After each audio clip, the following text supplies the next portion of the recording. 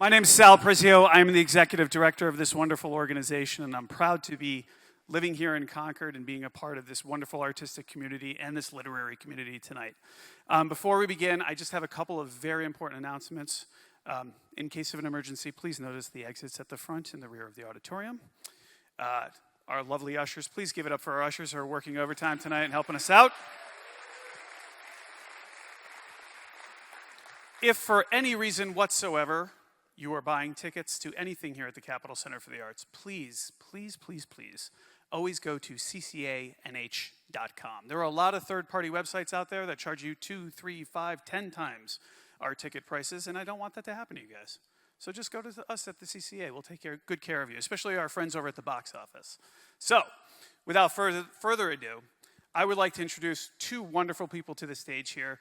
They came to me a little over a year ago and came up with this idea of having the New Hampshire Book Festival here. And we sat down in Gibson's bookstore, of all places, to discuss the idea. And I said, yes, absolutely, let's do it.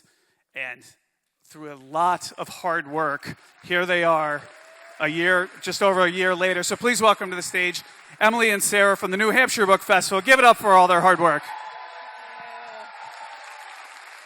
Hi, everybody. Yeah. Hi. It's so great to be here. You know that this is our inaugural keynote. We're so excited. It's going to be really fun. I'm Emily. And I'm Sarah. And when we began this journey more than a year ago, there was a lot we didn't know. Yes, we didn't know whether anyone else thought that Concord, New Hampshire might be the perfect place for a statewide book festival. We didn't know whether any authors would apply to this festival or whether we'd find support in the community, and we didn't know whether any of you would come. It's funny, a couple of our first sponsorship visits, Sarah's like, well, we're not sure anyone's going to come, but would you like to sponsor? I'm like, Sarah, you can't say that. It was so funny. Yeah. But the answer to all these questions happened to be yes. Yes, authors applied. They applied to the New Hampshire Book Festival with so many amazing new titles that choosing from among them was really hard. Our festival authors are here tonight. Almost every single one of them. We have 57 authors. Would you all stand up and wave to everybody? This group of authors is going to be with us tomorrow. Woo-hoo.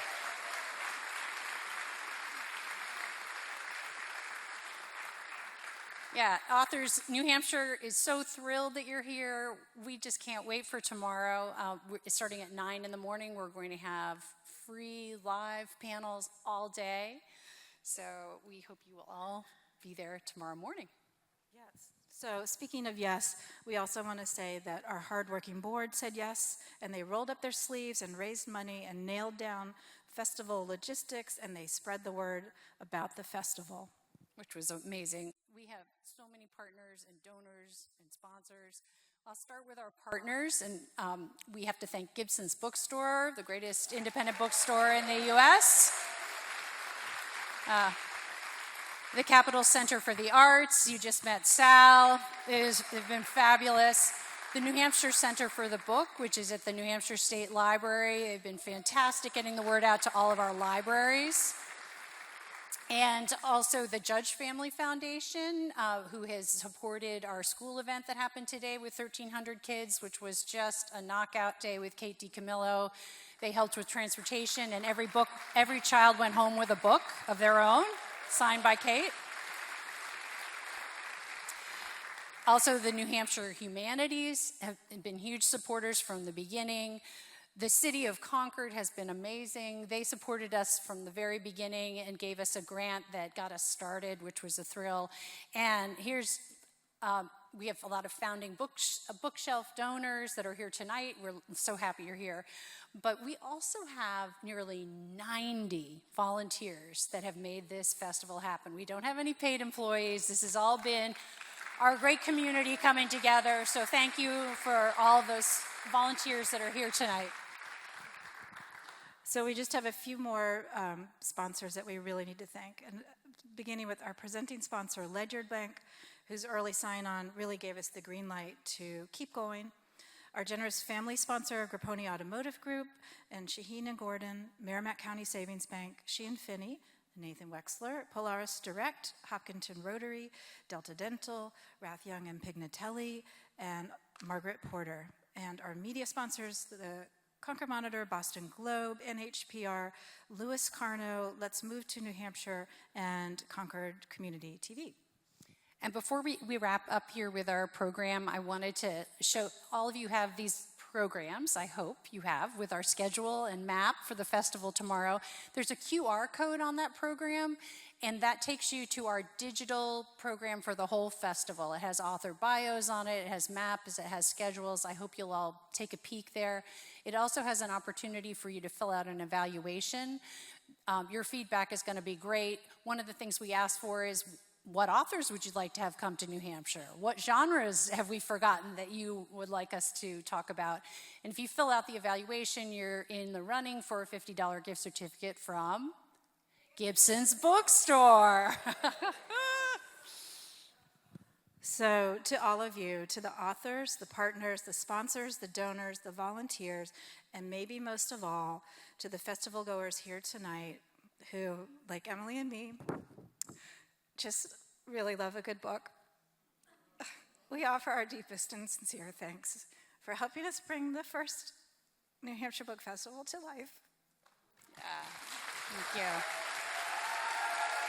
Yeah. And now we are so thrilled and honored to introduce from Ledyard Bank, our presenting sponsor, the fabulous Kathy LeClaire. She is here tonight, and she's going to introduce our moderator. So give it up for Kathy, and thank you for being here.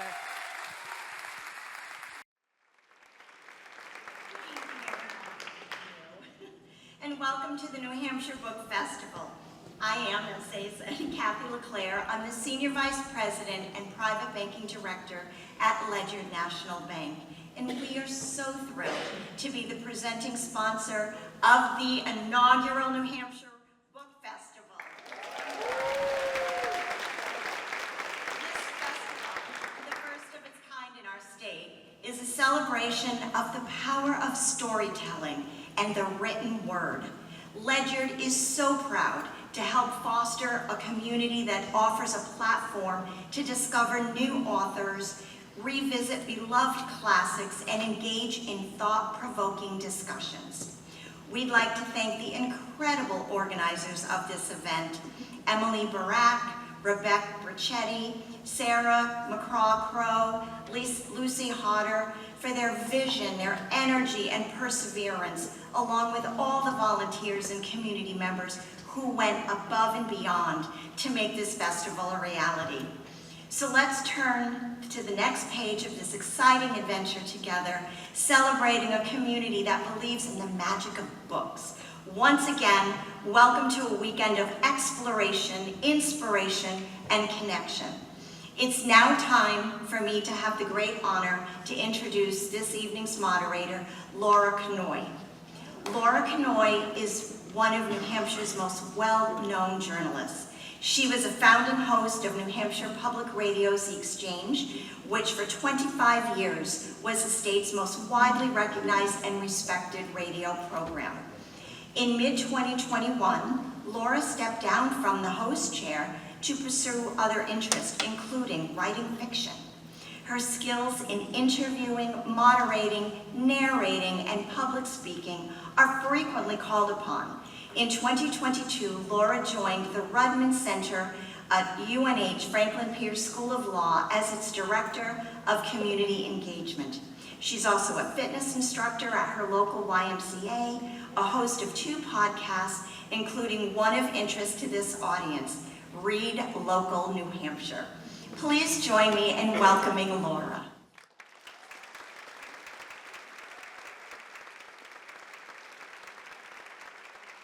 Hi, everyone. Well, it's great to be back here at the Capitol Center for the Arts and to see so many book lovers like myself coming out on a Friday night. This is so thrilling and a Huge congratulations to the organizers who've just worked endlessly to put this together. For so long, people have asked me, Vermont has a book festival.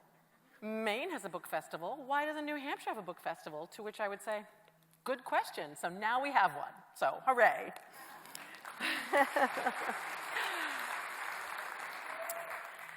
And what better way to kick off our inaugural festival than with an amazing author like our guest tonight, Jean Hanff Korelitz. She's the author of 9 novels, including The Plot, which I have here, and her just released sequel called The Sequel, which was just released this week. So it's so cool that she's here in the Granite State with us. Her other books include You Should Have Known, which became the HBO limited series called The Undoing, and Admission, her novel, was made into a film in 2013. Among her other novels are The Devil and Webster and The White Rose. Jean has also published a poetry collection and a novel for middle grade readers. Jean's company, called Book the Writer, hosts pop-up groups in which small gatherings of readers discuss new books with their authors. We could do that in New Hampshire. And her Instagram account, Books of Yesteryear, highlights old books, including many that Jean finds at flea markets and yard sales. And I've started following that account, and it's really interesting. Jean Hanff Korelitz, could you please join us on stage?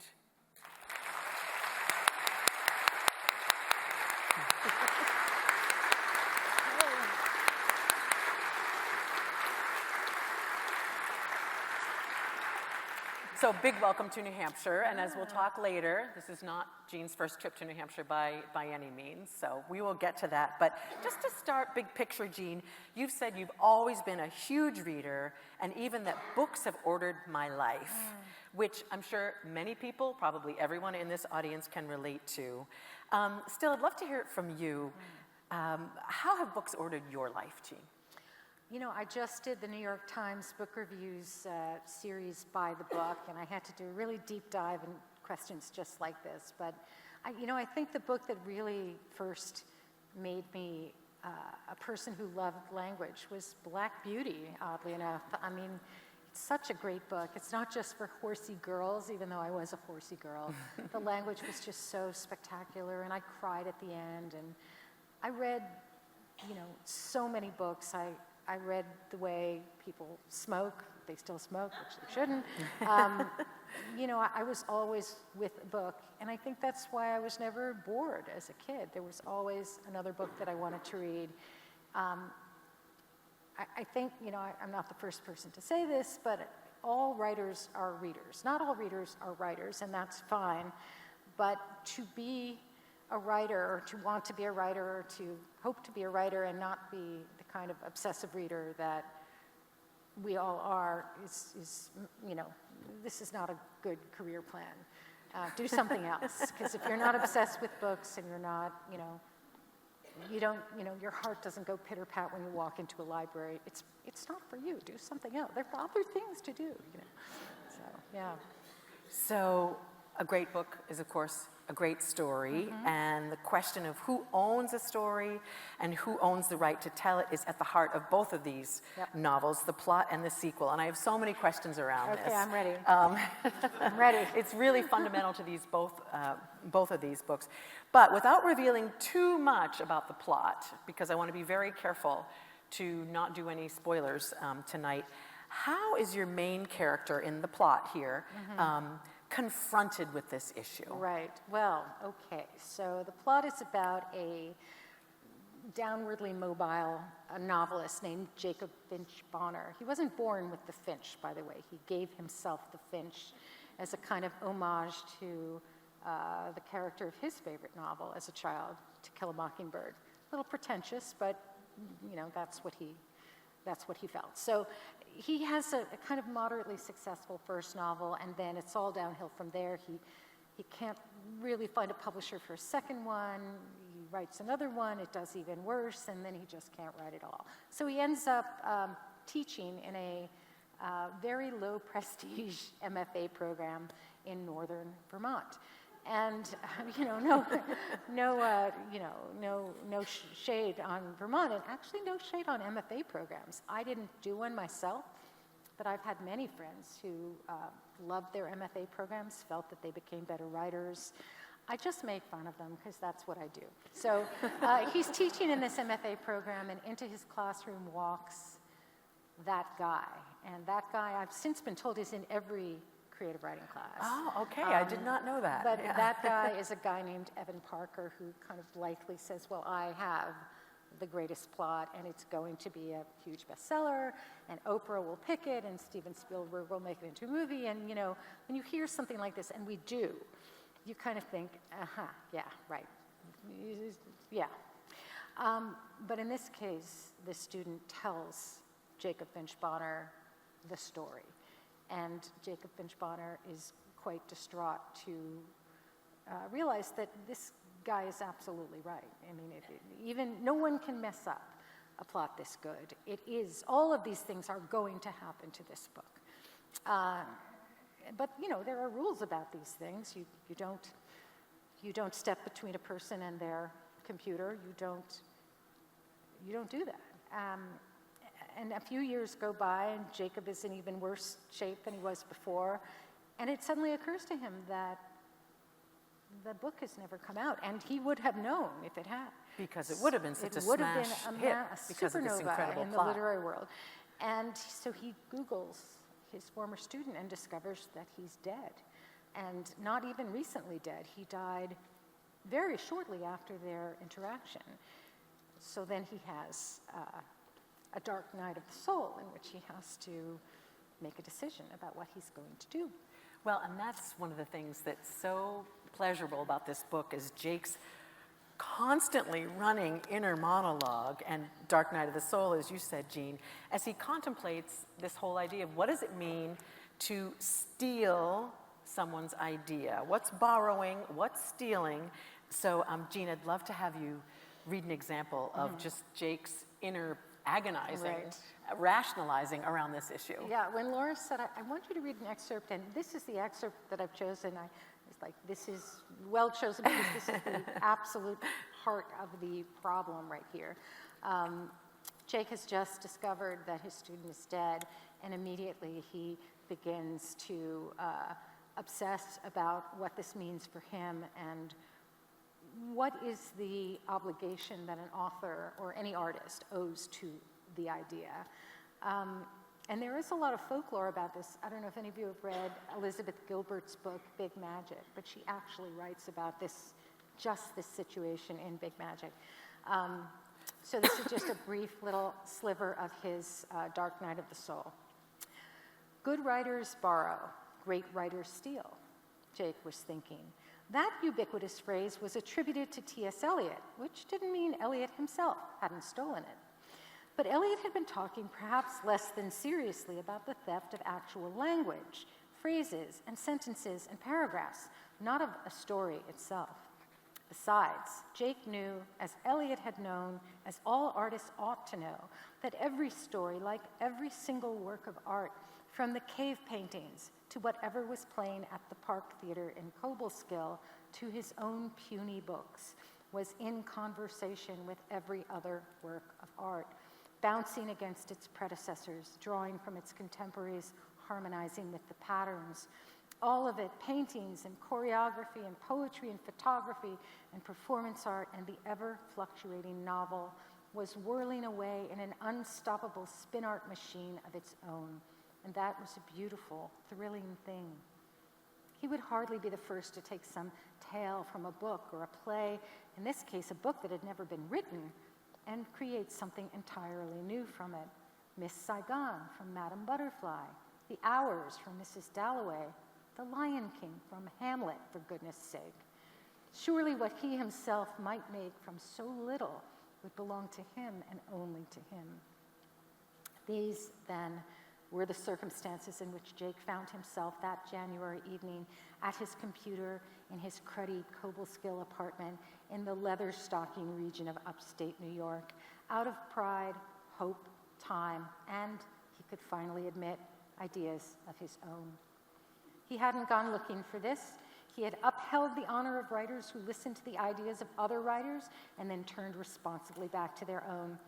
He had absolutely not invited the brilliant spark his student had abandoned to come to him, but come it had, and here it was, this urgent, shimmering thing, already tap-tapping in his head, already hounding him, the idea, the characters, the problem. So what was Jake going to do about that? A rhetorical question, obviously. He knew exactly what he was going to do about that. And then he does. I love the language you use there, that urgent, shimmering thing. And throughout the book, Jake he wants it so badly. He does. He does. And he does the work. He does not steal a manuscript. He does not copy a sentence. He's only seen, I think, a page or two of a writing sample that his students submitted to be in his course. And he doesn't have that anymore. There is nothing to steal except the plot. The plot. Right. How do you, Jean, in your own work through this issue of borrowing or stealing? I think the audience really reacted when you said Miss Saigon from Madame Butterfly. I mean, so you're right, and I love that image of spin art, right? And enough people in this audience probably remember how that works. Sure. They still have a spin art machine at Ben & Jerry's in Vermont. If It's a anybody great wants to do it analogy. again, it's still there.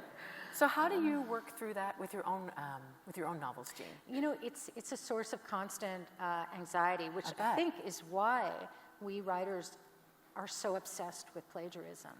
I am hardly the first writer to write about plagiarism. I'm not even the first to write about the theft of an idea.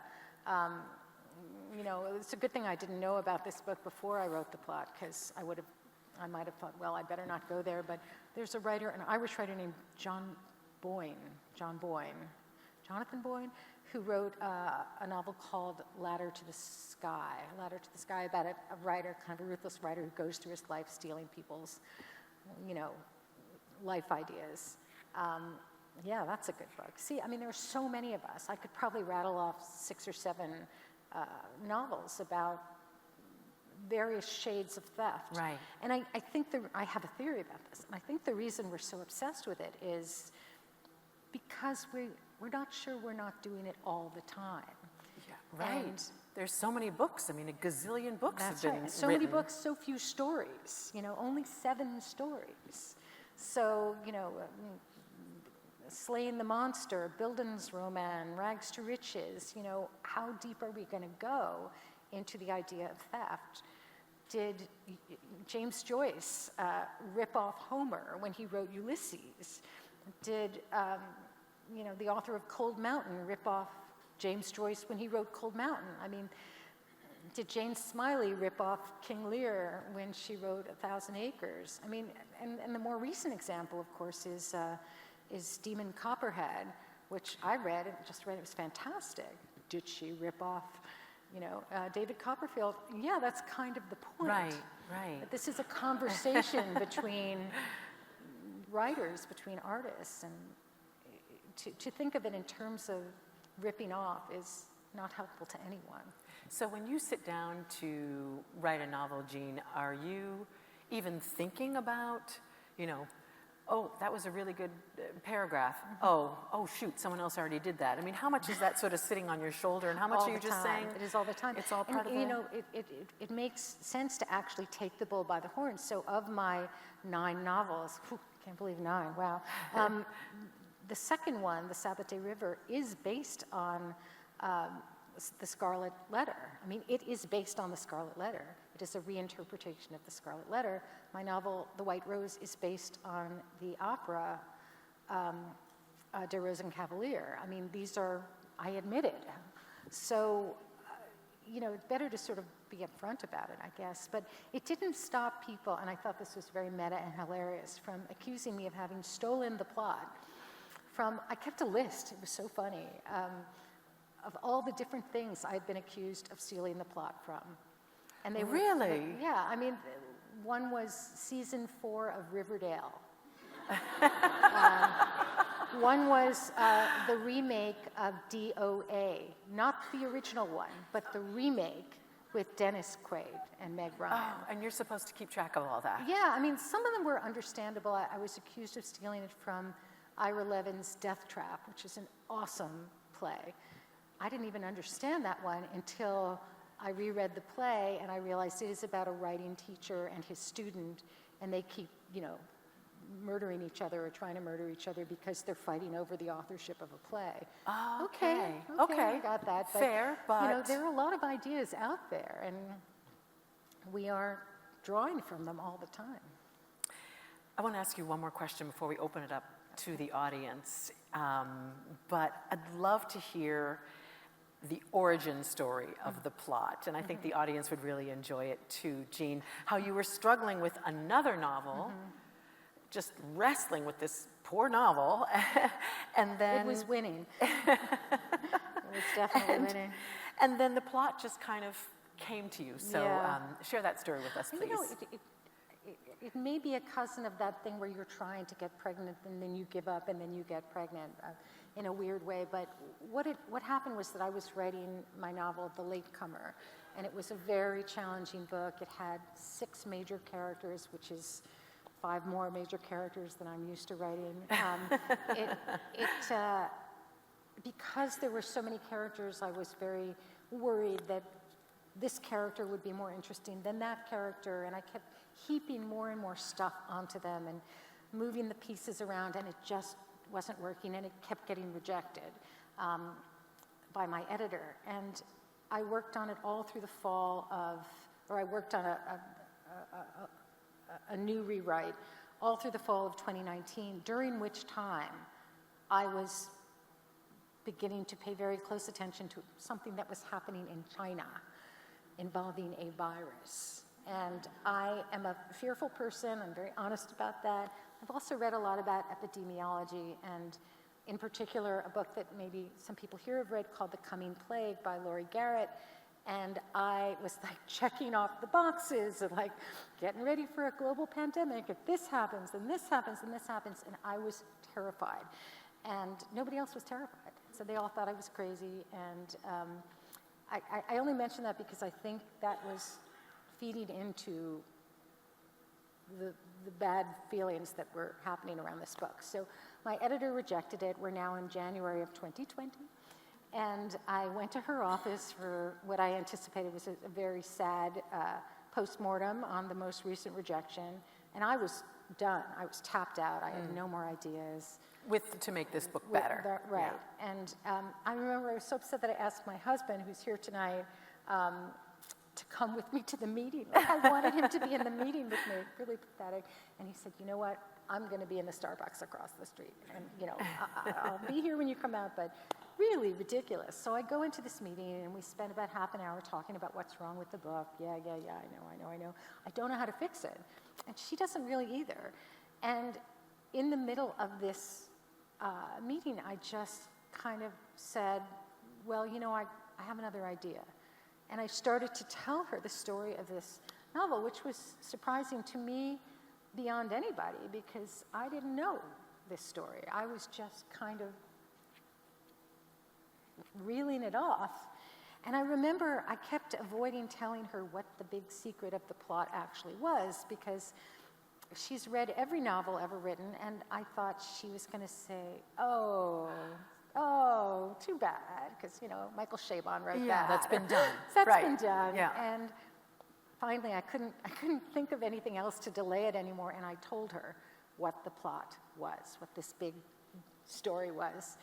And she kind of went, oh, and it was a very gratifying moment. So I left the meeting thinking, okay, I'm not done. I have a window has opened here.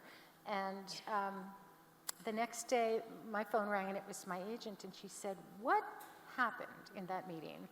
And I said, we talked about The Latecomer and, what's wrong with it, and I guess maybe I'll try to do this or try to do that. She said, no, I want to hear about the other novel. And I said, what other novel? And she said, well, apparently you have a whole other novel. And I said, oh, that was just an idea. I was just kind of talking about it. And she said, well, Deb has just bought both books. She bought the book she rejected yesterday, and she bought the book that I'm just hearing about for the first time. And it was, an incredible vote of confidence in me as a writer. I mean, I am so grateful for it. It was the single greatest thing that's ever happened to me as a writer was that phone call. And then, we had this global pandemic, and my editor said to me, I think you should put down the latecomer. You're too close to it. You're too tapped out by it. Why don't you write that other book? And I did. I spent a year and a half in upstate New York, where we have a house, and I wrote the plot in 4 months, which is amazing. Amazing and stupid, but we had a certain unusual set of circumstances, and my husband was downstairs writing the lyrics with Paul McCartney. That's what was going on downstairs. Meanwhile, upstairs, I was writing the plot. So we had a very fertile, if terrifying, and it was a house full of rage because I was so furious about what was happening and very, very scared. But it was a very, very productive time. We didn't have much else to do. Wow. So, but then the great thing about it was that when I was finished with the plot, which unlike the latecomer had just come pouring out, required very little revision, I collapsed for a month or two, and then I picked up the latecomer again, and I saw right away what the problem was. So I fixed it. It wasn't easy. It still took a lot of work, but it just hit me right in the middle what had been the problem. And so, that's why the two books, The Plot and The Latecomer, even though they're so different from each other and they kind of represent opposite ends of my pretty broad thriller literary spectrum, they're just very entwined in the way that I think about them. Let's go to the audience. I'm sure you have questions, and I have a bunch more too, but I want to give you some time to share your thoughts and your questions. So they're going to raise the house lights a little bit, and you can raise your hand. One of our microphone runners will come over to you. Howard and Robin, can you guys wave? There you are. And for sanitary reasons and also good audio quality reasons, if at all possible, let them hold on to the mic. Obviously, if you're right in the middle of the row, we'll have to hand the mic down to you. Keep your questions succinct so that we can get to as many as possible. And just lastly, if you have read the plot, please don't give it away because it's such a good plot, and we don't want to spoil it for everybody here. So hands, please. Has anybody read the sequel yet? Oh, good. Okay. Yeah. We'll keep it on the. Okay, so here's someone right here, Howard, in the front row. Yep. Great. Thank you. Hi. Thank you. I loved the plot. Thank you. Did you know there was going to be a sequel when you finished that 4 months of crazy, frenetic creativity for the plot? Absolutely no idea. It was okay. It was a huge surprise to me. If I had known, I would have embedded within the story so many more things I could have worked with. You have to work with what you have. You have to color between the lines that you have left for yourself, and there wasn't a lot. So it really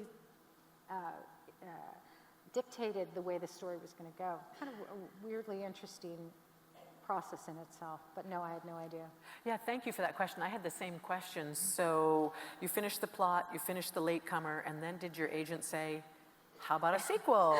No, I was packing for a move, and this is when I think I had the idea that I was sort of dusting off all these old books, and it just kind of popped into my head. I wonder what happens next, and I literally cannot say the next sentence without ruining the plot for you. So but I did call my agent and I said, I'm thinking of writing a sequel to the plot, and she said yes, and we're going to call it The Sequel. Keeping it simple. It was so brilliant, and I just started to laugh, and of course, here we are. Oh, that's great. I think we had another question, Howard, down here in front. Yes, gentlemen, and then we'll get to you next. Yeah, go ahead. So I just have a question about fitting the story to the artist.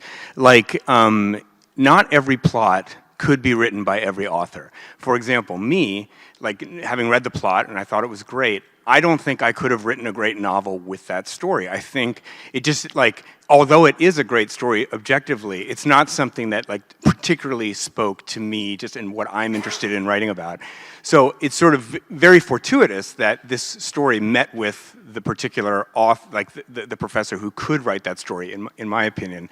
So I guess my question is just about kind of how do you think about authors finding the right story and sort of the match between subject material and like a particular author's sensibility? Oh, I love that. And have you read Elizabeth Gilbert's Big Magic? Because she talks about that, how stories will find their person. And she has an amazing story about that. Yeah, go ahead, Jean. Thank you so much. Yeah. I don't think you can look for it. I think you kind of, it's like they say about luck, you know, what we experience as luck is like the final domino after all the dominoes that had to fall to knock over that domino. So you kind of open yourself to the stuff that, and by the way, I'm a very deeply unspiritual person. So everything that I'm saying to you is you know, has all the spirituality of, you know, a broom. But, you know, you gravitate to the books that you like and the music you like and the activities you like, and you kind of, that creates an opening into which one day something comes to you. And the trick is recognizing that thing for the important thing that it is. I mean, I'm sure there are interesting ideas filtering through my head all the time, but I don't, for whatever reason, have the wit to recognize them, or I don't see how they relate to me. But if you are not kind of passionately in love with an idea, don't even try it, because it's like painting your bedroom a color you don't like. You're gonna have to look at it for the rest of your life, and it's gonna make you unhappy. But you know, I met a woman earlier tonight, an author at the party who is a fantasy writer. That's not my thing. I was saying, you know, I've read every Stephen King novel except for the fantasy, and she said, well, I've only read the fantasy. But you know, that's what you gravitate towards. That's what you love. You love what you love, and then into that kind of place of your interest and your fascination comes the idea, and that's what you grab. Howard, I think there was someone just a couple rows back from, and then Robin, I don't know if there's anybody on your side yet. Maybe get ready over there. Hello. What was it like for you watching back The Undoing? And did you have a part in the making of that show at all? This is the amount of part that I had in the making of The Undoing. The Undoing actually had sold to a different producer, and it was very exciting, and then they let the option lapse, and that was that. And then one day the phone rang, and I was told that David E. Kelley had bought the book. I still have no idea how he came to read it. But you don't say to David E. Kelley, you know, hey, I can help you write that. So, and he had said to me, you know, it's going to be different. We're going to go in a more of a whodunit direction. He actually told me that when he first read the book, that he read the book when it came out, and that he enjoyed the characters and the situation, but that the book decelerates in its final third, which is exactly the opposite of what you want in a TV show or a movie.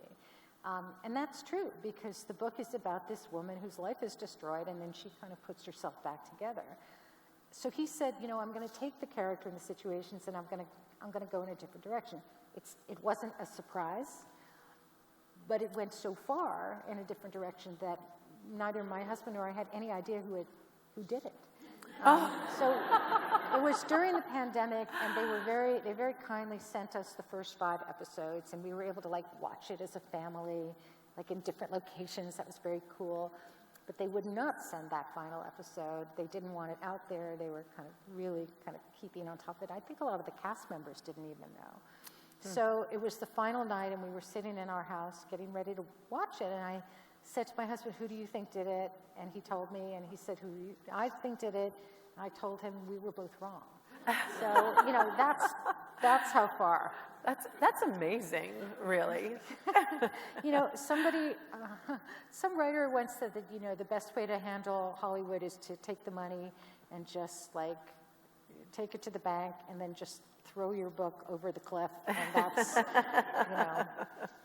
Well, thank you for that question. And again, for those of you who don't remember that the HBO limited series, The Undoing, was based on You Should Have Known. Loosely based. Very loosely based, as we have just learned. Robin, do you have a question over on your end of the theater? Yeah? Anyone over on that side? A couple hands down there.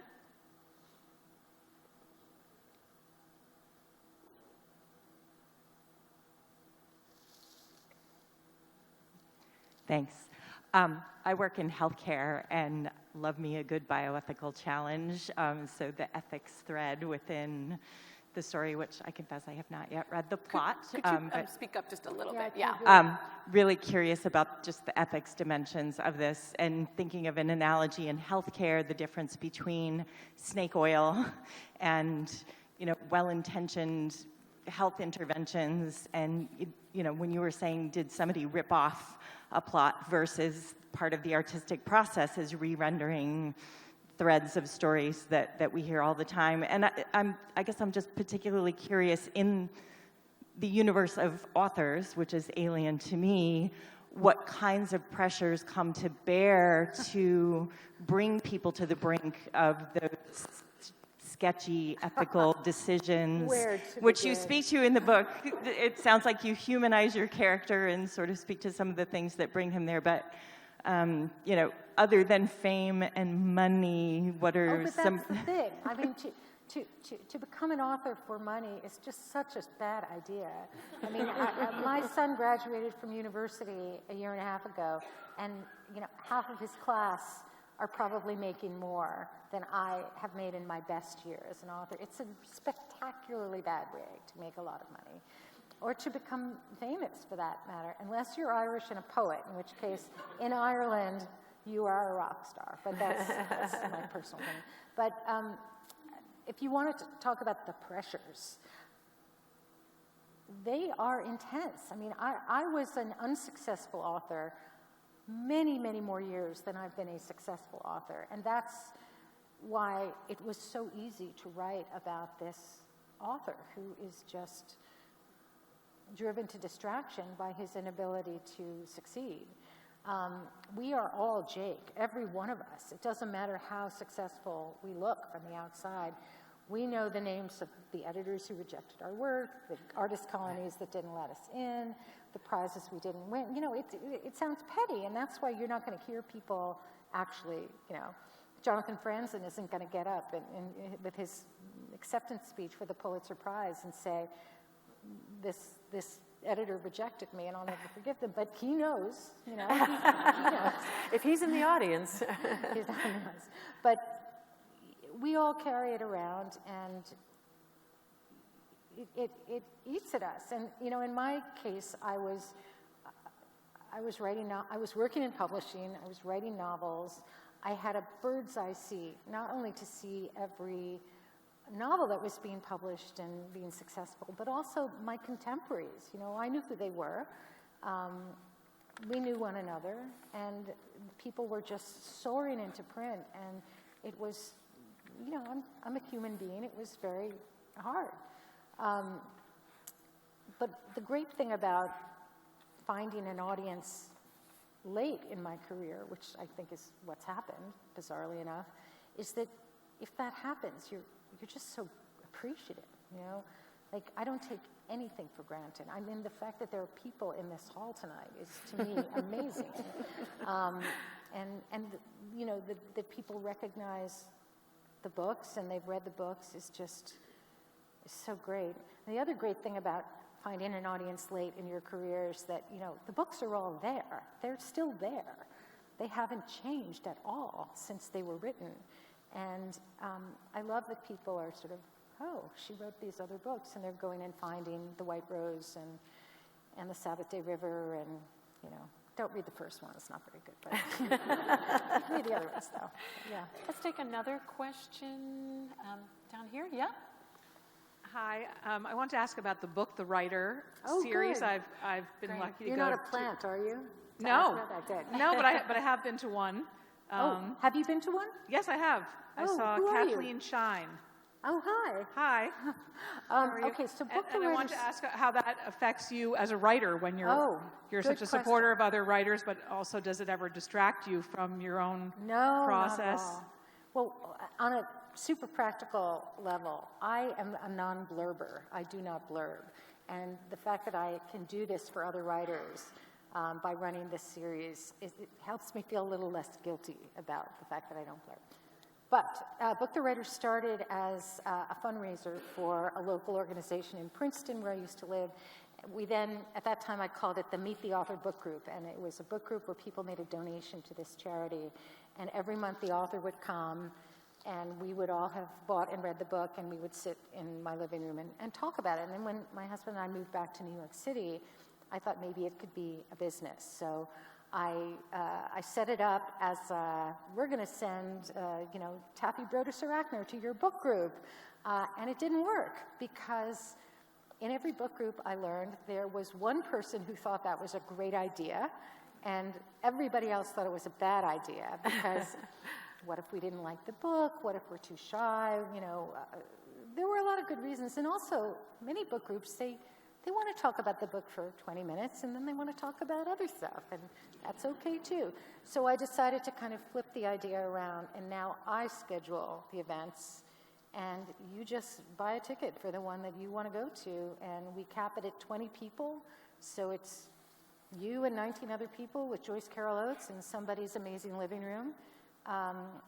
And that really did work. And then during the pandemic, we added Zoom. So now we have 20 people in the room, and we have however many want to get a ticket and join us in Zoom. And you can ask questions of the author over Zoom too.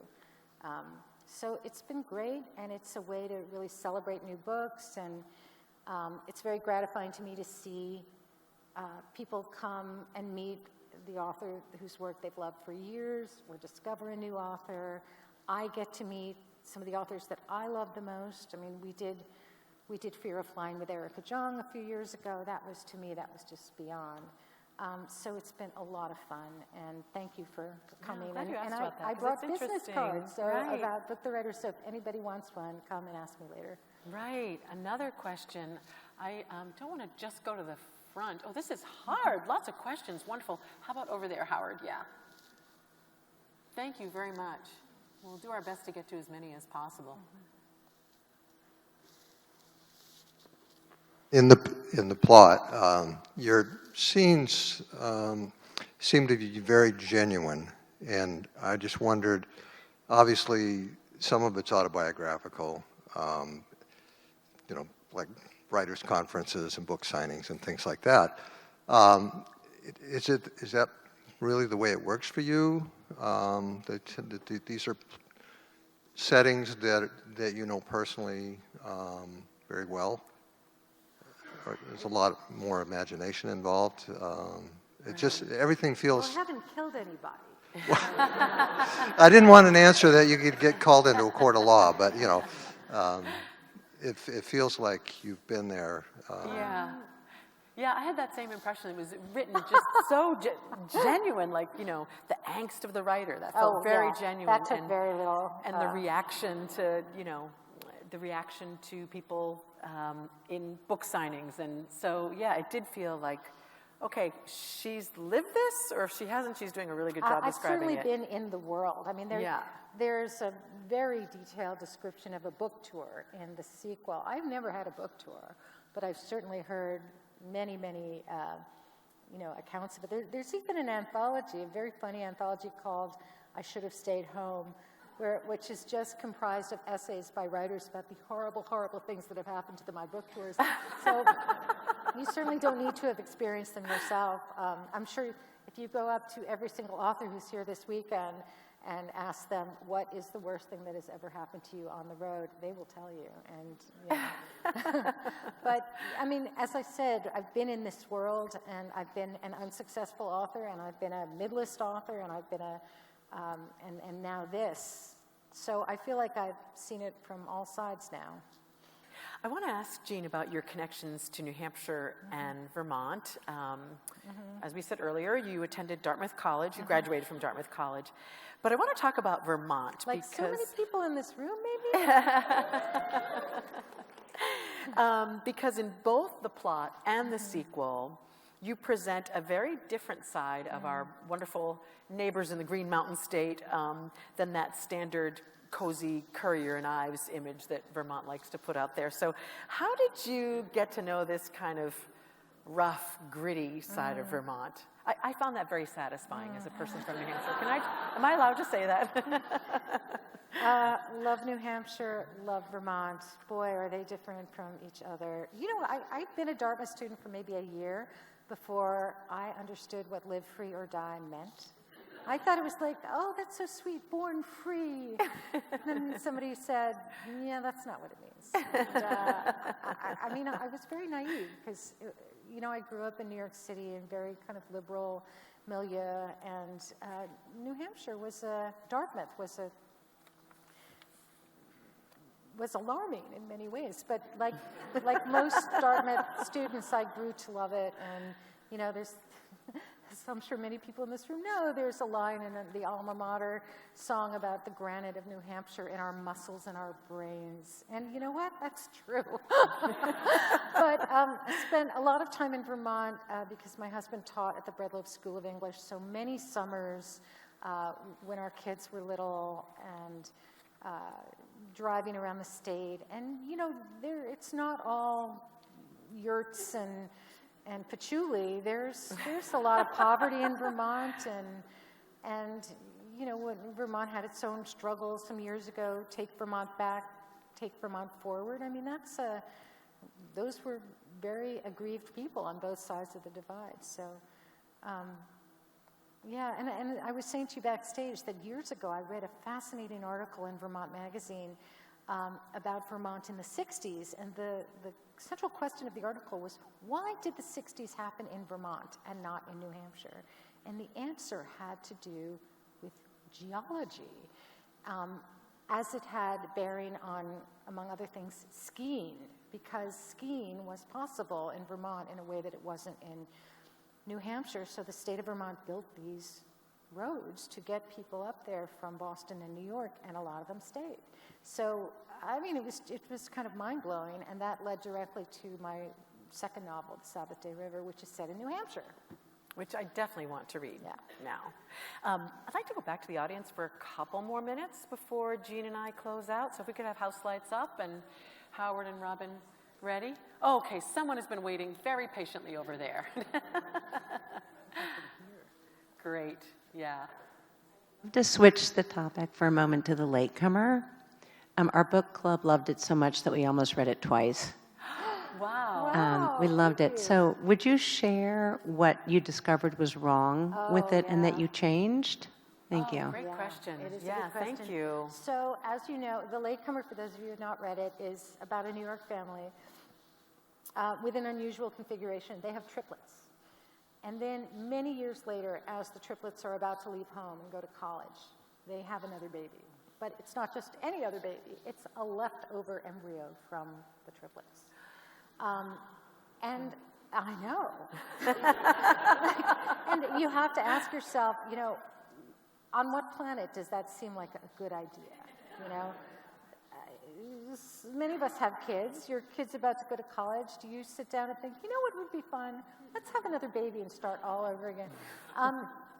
So the question becomes, you know, what has to be going on in that family for that to seem like a good idea? And also, what is it going to be like for that kid when they realize that they missed their family? And because there were so many protagonists, and especially with the triplets, who are very different from one another and who really loathe one another, I kept sort of loading them up with more and more stuff. A lot of stuff that I'm interested in, like one triplet is basically a right-wing ideologue.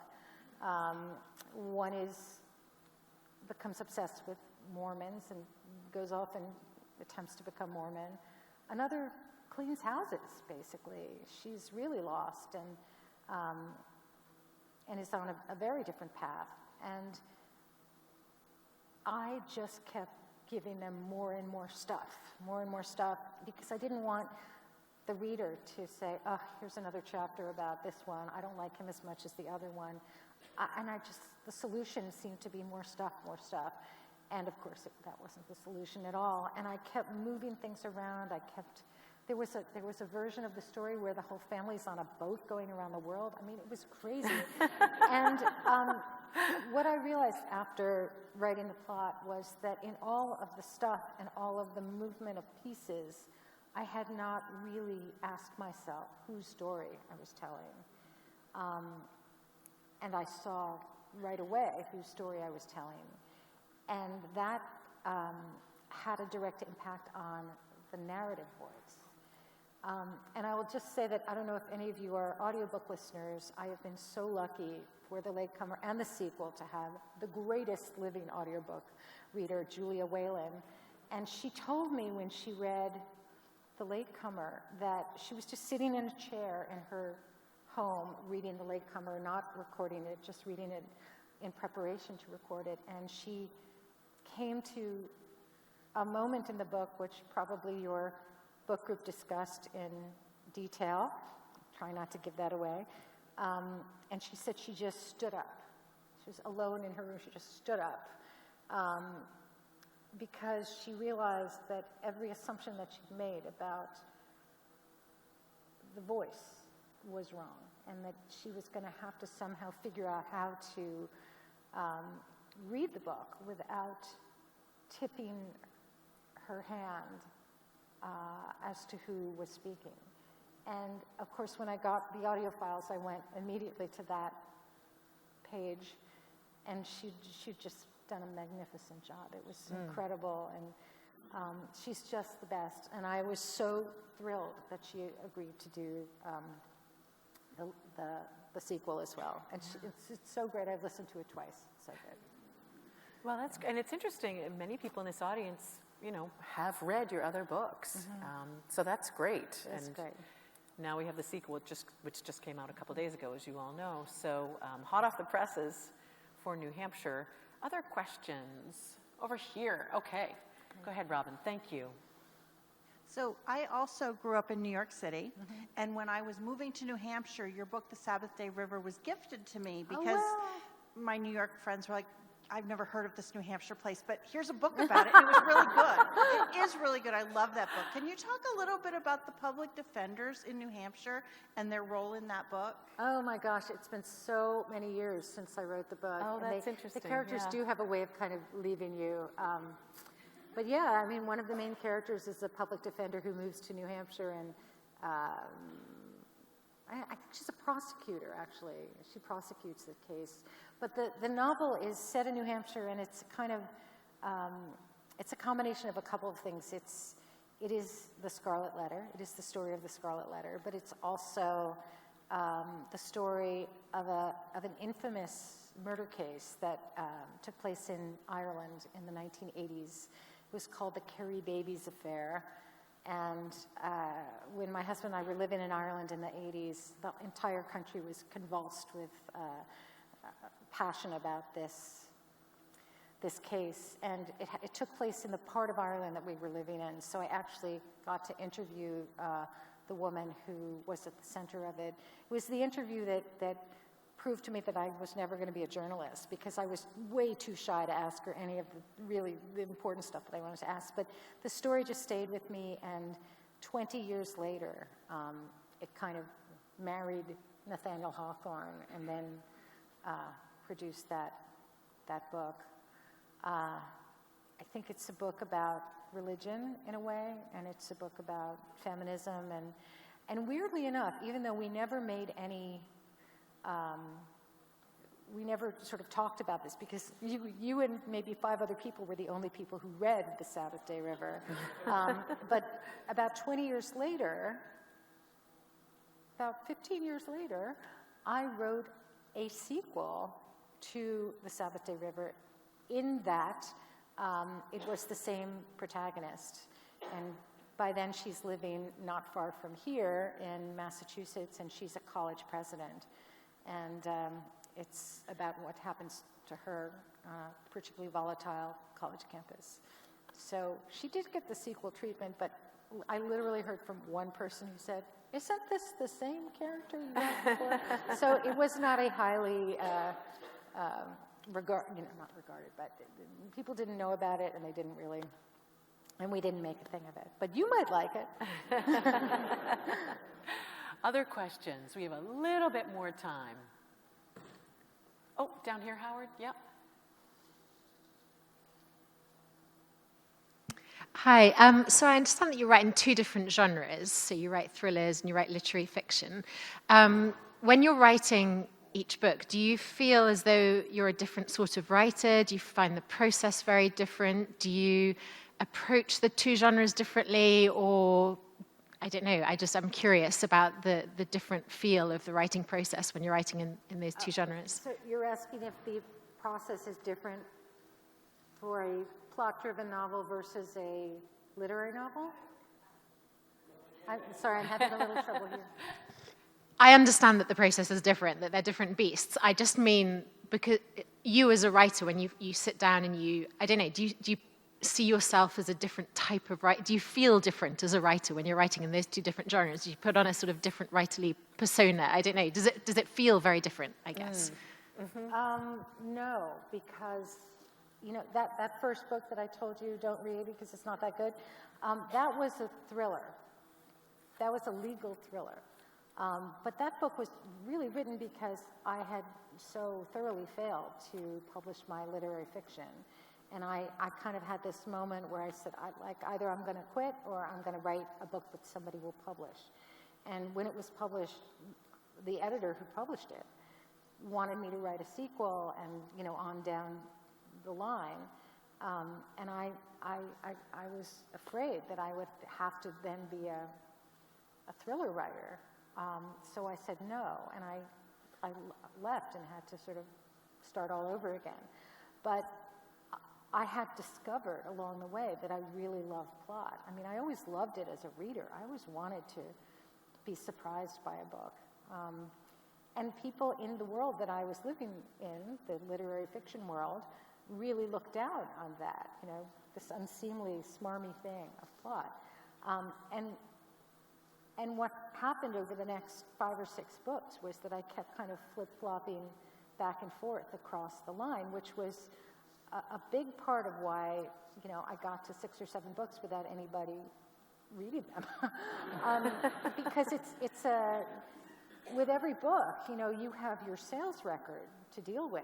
And if it's not great, which mine was not, you're really in trouble. And I was always lucky that there would be like one editor who liked the new book enough to sort of take a chance on me and in many cases go against her or his, higher ups, defy them really to publish that next book. And finally I was able to kind of find my way to my editor who just accepts that, some of the books are going to be plot driven and some of the books are going to be more literary.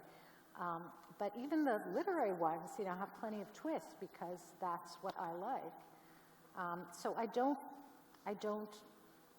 think of myself as, oh, this is a thriller, this is a literary book. I mean, to me, the great discovery was that there are a lot of people who seem to like both, like me. So, they want a well-written book that surprises them. They want a twisty thriller that, they don't want to hurl against the wall because the writing is terrible. So thank you for, finding me and wanting what I want. Yeah, I really appreciate the question because I know, Jean, you've talked about how you've sort of danced all over this literary line. I couldn't help myself. Yeah, and because you're writing what you want to write. So how do you feel about publishers and bookstores who like to assign you, you're in this category, you're in this category? Sounds like that's been kind of frustrating for you. It's been enormously frustrating, but in my case, it didn't matter which category it was because my books weren't there. So I'm so happy to see the books that, I remember feeling a little bit distressed when I saw The Latecomer in the thriller section. But, it's an honest mistake, I suppose. So, I mean, there have been plenty of readers who would like a book that was more plot-driven, and then they would hate the next one because it was too literary, and vice versa. But you write what you have to write, and I have been so lucky to kind of find this harbor with my editor, who was like, you know, she'll still reject the books like she did with The Latecomer, but not because it's too literary or not because it's too plot-driven. Right, and you're right. Readers don't just only like one thing, so why not? Right.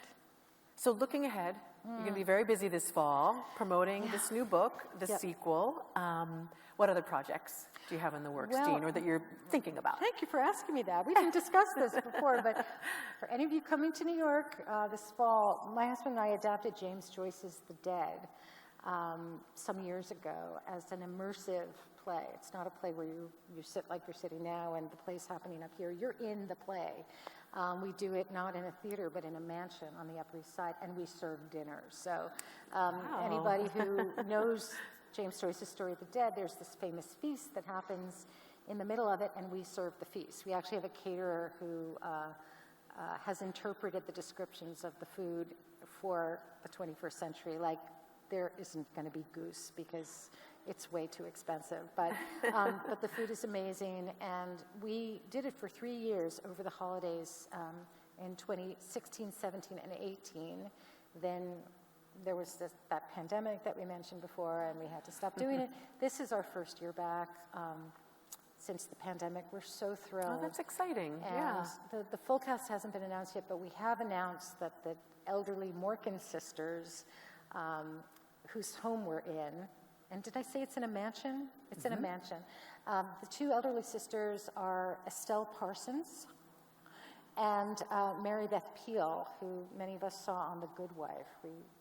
She played Chris Note's mother and sort of Alicia's bête noire on The Good Wife. So we're absolutely thrilled to have these two incredible actors. So that's what I'll be doing in the fall. I'll be there almost every night. So if you're a James Joyce fan and you love the Angelica Houston movie and you think that's a good reason to go to New York, you're right, it is. You know, one feature, and one of the questioners mentioned this, in both the plot and the sequel are these scenes of these book tours, and first thrilling for Jake, and then he gets tired, and the protagonist in the sequel has her own thoughts about the book tours. Are you going on a big book tour, little book tour for the sequel? I have never been on, I think I said earlier, on a proper book tour the way when I worked in publishing in the 80s, you know, people would go out for weeks and weeks with a minder and they'd be, you know, fly from place to place. That doesn't really happen anymore. I'm here. I was somewhere else last night. But after I go home, it's more like festivals. So I'll be at Miami and Charleston and Austin, and that's going to be lots of fun. It's fun to hang out with the other writers. We're happy to be part of your book this is tour the highlight with of my this book. sequel. That's so great.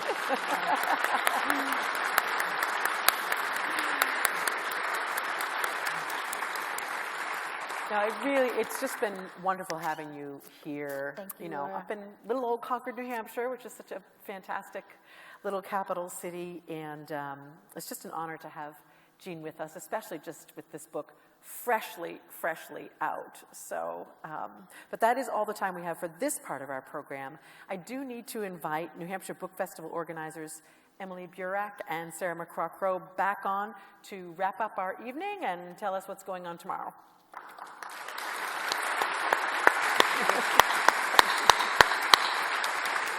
Gosh, this was just great. Thank you so much, Jean and Laura. Gosh, what a great night.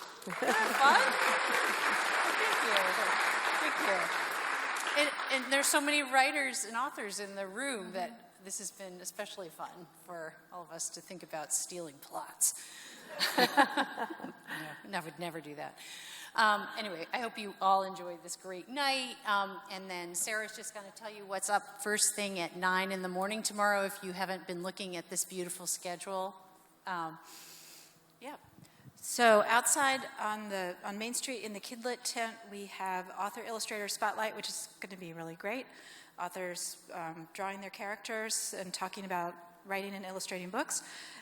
Downstairs on the CCA author stage is Family Secrets, which is going to be also really great.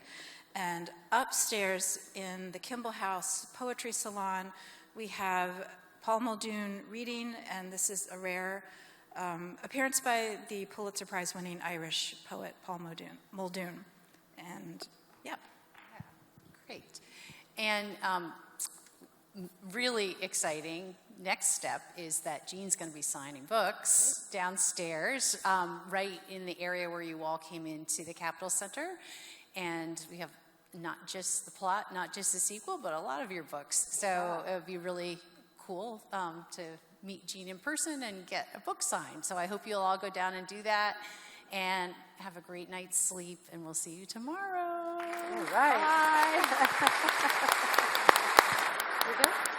Yeah, you're good.